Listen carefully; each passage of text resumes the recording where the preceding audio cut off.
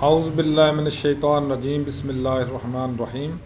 अल्लाह जल्ल शानुहु दे नाम दे नाल अल्हम्दुलिल्लाहि रब्बिल आलमीन वल आक़िबतु लिल मुत्तक़ीन अस्सलातु वस्सलामु अला रसूलिहिल करीम। दोस्तों अस्सलामु अलैकुम। डॉक्टर नसीर कालों CNP ਦੇ ਪਲੇਟਫਾਰਮ ਤੋਂ ਮੈਂ ਬੋਲ ਰਿਹਾ। ਇਹ ਤੁਹਾਡਾ ਆਪਣਾ ਚੈਨਲ ਹੈ दोस्तों। ਇਹਨੂੰ ਦੇਖਿਆ ਵੀ ਕਰੋ, शेयर भी किया करो, लाइक भी करा करो, कमेंट्स भी करा करो। अगर कोई कमी बेशी होवे आइडेंटिफाई करा करो ताकि असीं उन्हें रेक्टिफाई करिए। दोस्तों मेरे प्यारे वतन पाकिस्तान के अंदर बड़े मुश्किलात तो बाद, बड़े तगोदो तो बाद आखिर 8 फरवरी ਨੂੰ इलैक्शन हो गए। ये जड़ा बड़ा मुश्किल मरहला सी वो तो चला गया, लेकिन वो कहते हैं कि हाथी तो लंघ जाता, पूछ बड़ी औखी लंघदी आ। हाथी लंघ गया, पूछ ऐसी फसी है जी निकलता ना ही नहीं लैंदी। एक बड़ी अजीब जी गल है कि असी लोग बतौर कौम कदों एक कौम बनांगे और कदों असी एक कौम होने का सबूत देंगे। लगता नहीं है कि असी कदी नहीं एक कौम बनांगे और कदी भी एक कौम बनने का सबूत देंगे। दोस्तों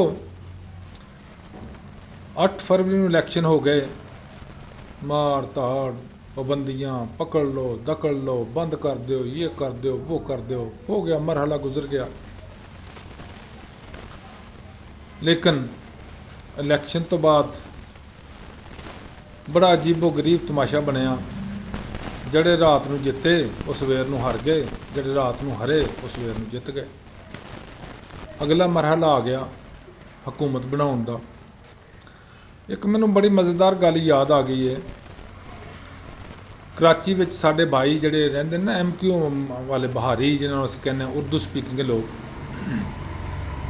वो स्टेशन पर जो गड्डी गुड्डी ते बहन लगते ना ट्रेन के उपर, तो वो तकल्लफन या एहतरामन एक नू दूसरे नू कहणगे पहले आप, तो वो पहले नू कहेगा पहले आप। वो पहले आप जो गड्डी निकाल लेंदे ने, ना आप तो ना दूसरा, दोनों रह जाते, गड्डी चली जाती है। ये हाल साडे मुल्क च हो रहा इत्थे कि जनाब पहले आप, पहले तुम, तो ना तुम और ना हम। मामला तो ने कि हुकूमत क्यों नहीं बनाना चाह रहे। देखो ना, एक बड़ी आसान जी गल आ, बड़ी सादा जी गल आ। जिस बंदे नूं लड्डू पेड़े बर्फियां मिलन, उन्हें जनाब जरूर सख्त चीज़ां खानियां ने।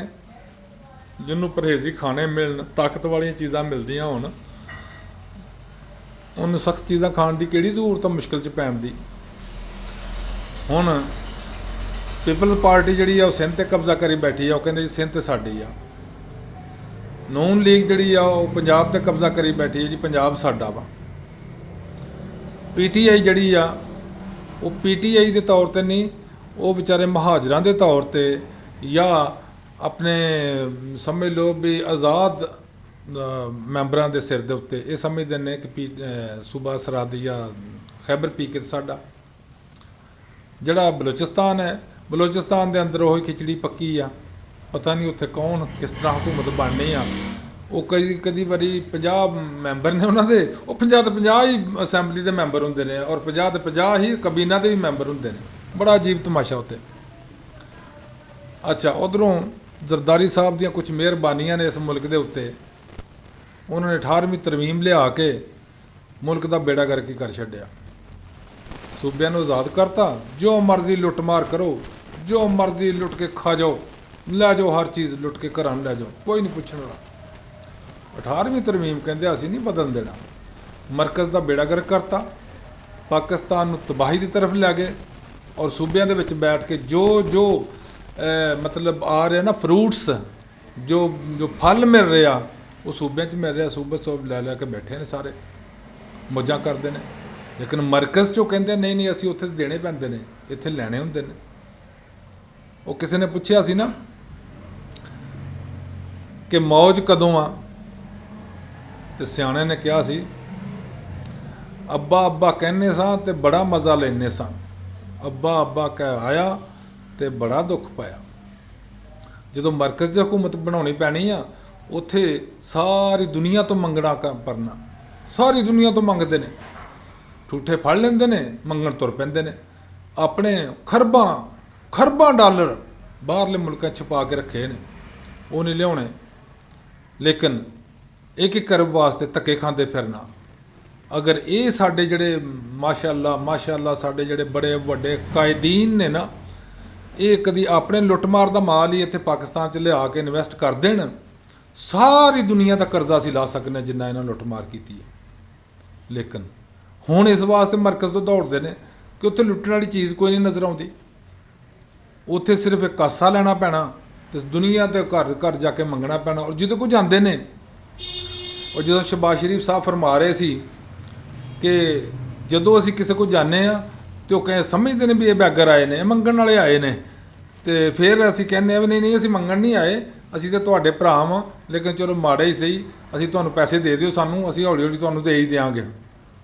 ਤੇ ਜਿਸ ਮੁਆਸ਼ਰੇ 'ਚ, ਜਿਸ ਮੁਲਕ ਦਾ ਦੁਨੀਆ ਦੇ ਅੰਦਰ ਇਹ ਸਟੇਟਸ ਬਣ ਜਾਂਦਾ ਕਿ ਮੰਗਤ ਆ, ਇੰਟਰਨੈਸ਼ਨਲ ਬੈਗਰ ਆ, ਤੁਸੀਂ ਖੁਦ ਸੋਚੋ ਦੋਸਤੋ, ਉਹਦੇ ਮੁਤਲਕ ਰਾਏ ਆਮਾ ਕੀ ਕਾਇਮ ਹੋਏਗੀ। ਤੁਸੀਂ ਇੱਥੇ ਆਪਣੇ ਇਲਾਕੇ 'ਚ ਦੇਖ ਲਓ, ਇੱਕ ਬੰਦਾ ਜਿਹੜਾ ਮੰਗਦਾ ਫਿਰਦਾ ਨਾ, ਉਹ ਹਰ ਬੰਦਾ ਉਹਦੇ ਕੋਲ ਅਵਾਇਡ ਕਰਦਾ, ਬਈ ਇਹਨੇ ਆਣ ਕੇ ਸਾਡਾ ਦਿਮਾਗ ਚੱਟਣਾ, ਸਾਨੂੰ ਐਵੇਂ ਖਰਾਬ ਕਰਨਾ, ਕੰਮ ਹੀ ਨਹੀਂ ਕਰ ਦੇਣਾ। ਇਸੇ ਤਰ੍ਹਾਂ ਹੀ ਪਾਕਿਸਤਾਨ ਦੇ ਹੁਕਮਰਾਨ ਕਰਦੇ ਨੇ, ਥਾਂ ਥਾਂ ਜਾ ਕੇ ਮੰਗਦੇ। ਹੁਣ ਇਹਨਾਂ ਇੱਕ ਨਵਾਂ ਕੰਮ ਸ਼ੁਰੂ ਕਰ ਲਿਆ, ਅੱਗੇ ਖੁਦ ਮੰਗਦੇ ਸੀ ਤੇ ਉੱਥੋਂ ਮੰਗ ਕੇ ਜੋ ਖੁਰਾਕ ਮਿਲਦੀ ਸੀ, ਭੀਖ ਮਿਲਦੀ ਸੀ, ਲਿਆ ਕੇ ਅੱਧੀ ਖਾ ਲੈਂਦੇ ਸੀ, ਅੱਧੀ ਲੋਕਾਂ ਨੂੰ ਖਵਾ ਛੱਡਦੇ ਸੀ, ਕੁਝ ਥੋੜ੍ਹੀ ਬਹੁਤੀ ਜਿਹੜੇ ਕਾਰੋਬਾਰ ਹਕੂਮਤ 'ਚ ਲਗਾ ਦਿੰਦੇ ਸੀ। ਹੁਣ ਇਹਨਾਂ ਨੂੰ ਦਿੰਦਾ ਕੋਈ ਨਹੀਂ। ਹੁਣ ਇਹਨਾਂ ਨੇ ਇੱਕ ਨਵਾਂ ਕੰਮ ਸ਼ੁਰੂ ਕਰ ਲਿਆ। ਆਪਣੇ ਸਾਡਾ ਕਮਾਂਡਰ ਇਨ ਚੀਫ, ਸਿਪਾਹ ਸਲਾਰ ਸਾਡਾ, ਜਿਹਦਾ ਕੰਮ ਮੁਲਕ ਦਾ ਦਿਫਾਅ ਵੇ, ਜਿਸ ਦਾ ਕੰਮ ਮੁਲਕ ਦੀ ਹਿਫਾਜ਼ਤ ਕਰਨਾ ਮੈਂ, ਉਹਨੂੰ ਵਿਚਾਰੇ ਨੂੰ ਕਾਸਾ ਫੜਾ ਕੇ ਤੋਰ ਦਿੰਦੇ, ਲੈ ਤੂੰ ਹੁਣ ਮੰਗ ਕੇ ਲਿਆ। ਅਜੀਬ ਤਮਾਸ਼ਾ ਬਣਿਆ ਇੱਥੇ।